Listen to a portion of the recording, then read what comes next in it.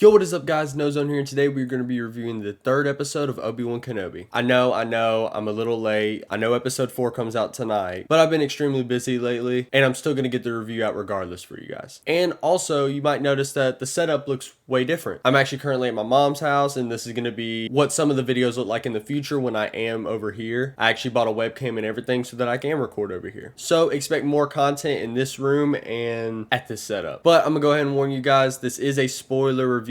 Kind of hard to do a spoiler-free review if you haven't seen the first 2 episodes. You know, it just gets complicated with TV series. But guys, without any further ado, let's get into the review for the third episode of Obi-Wan Kenobi. So this episode opens up with one of the hardest Vader intros ever, with him suiting up in his castle on Mustafar after being in the Bacta tank from the last episode. He is then contacted by Reva, where she delivers the news about the Grand Inquisitor being dead, and Vader offers her the title of Grand Inquisitor if she brings him Kenobi. And obviously Reva and the 5th brother start beefing over this. You know, they want to square up on who wants to be Vader's sidekick, you know? Obi-Wan is also still trying to reach Qui-Gon through the Force in this episode, but he's only met with visions of Anakin where we get to see Hayden Christensen again. But after that, this episode mostly follows young Leia and Obi-Wan on the planet of Mapuzo, a planet that was once prosperous and had many families on it, but now the Empire is farming it for materials. And they are on this planet to find the contact that is going to help them get Leia home. They end up getting transported by a dude named Freck, who comes off as nice, but ends up selling them out later. And they struggle to keep their fake stories that they've made up when they are also getting questioned by stormtroopers that Freck picks up on the ride on the way there. Obi-Wan even messes up and calls Leia by her real name, and he has to save it by saying that it's her mother's name. And we get a great moment out of that where he says every time he sees her that he sees her mother, obviously alluding to Padme, but the stormtroopers don't know that. Leia asks about this later when the stormtroopers hop off at their stop, asking Kenobi if he is her real father, and he tells her no, but he says that he wishes he could say he was. After that, they end up getting saved by an Imperial officer named Tala, who saves them from some stormtroopers at a checkpoint, and she ends up being the contact that they were told about last episode. She gets them to safety and they hide out there for a while until Kenobi senses something to the point where he's like falling over in like agony. And that thing he senses is Darth Vader and the Inquisitors that show up to the town that they are taking refuge in. And Vader does not hold the fuck back. He just starts fucking up all the townspeople that he can see. He even snaps a dude's neck in front of his family. Kenobi then sends Tala and Leia to go to safety by themselves. And then Kenobi finds his own way out of town. But Vader ends up meeting him out there where they have a rematch where Vader absolutely fucks up Obi-Wan and even burns him in fire as payback, which even after that is still only the second worst burn of the series. We all know Uncle Owen win in that battle. Tala ends up leaving Leia by herself for her to walk the rest of the path to safety, and she ends up saving Obi-Wan from getting killed. But that ends up being a grave mistake because Reva ends up finding Leia and captures her, and then the episode ends. So to segue into my positives of the episode, we have Hayden Christensen playing and James Earl Jones voicing Darth fucking Vader. They do excellent in this episode. I think the voice of Darth Vader, it was like how I remember it. It didn't sound like in Rogue One how it sounded kind of like aged and tiring. Sorry, James Earl Jones, it just didn't sound that great in that one. But it sounds as good as I remember. I thought it was very well done. Hayden Christensen does well with the body acting of Vader. He really is an imposing force. And Vader does some fucked up things in this episode, and I can't wait to see more in the series. Ewan McGregor's Obi-Wan, he really brought it this episode with his acting. With all the moments he had with Leia, when he was having visions of Anakin, even when him and Vader are fighting, he says, "What have you become?" And Vader says, "I am what you made me." And you can just see it in his face like, damn, I really did fail this boy. You know, like, it's just crazy how much Ewan McGregor can show in his face of the PTSD that he's suffering from failing Anakin and the fact that he lost his brother. Which, side note, Obi-Wan reveals that he actually has a brother, like a biological brother when he was born, then that he remembers seeing him, or he says that he thinks he did. But I thought it was a cool little detail to add in real quick. Indira Varma as Tala, I think she does pretty well in this episode for the duration that she's in it. I like that her character gives a lot of setup to Leia becoming the leader of the rebellion. She even drops a line saying that Leia is going to be a very good leader one day. I just thought that was a cool detail and setup. Vivian Lyra Blair as Leia Organa, she does really well in this episode too, especially when they're on the ride with Freck. I thought for a 10-year-old actor, she is doing extremely well in those scenes and holding her own with Ewan McGregor, honestly. Now, at times, Leia can be annoying, but you gotta think, this is like 10-year-old Leia, like, you gotta kind of expect that. Most 10-year-olds are annoying. And I also wanted to point out that Moses Ingram improved a lot as Reva for me. She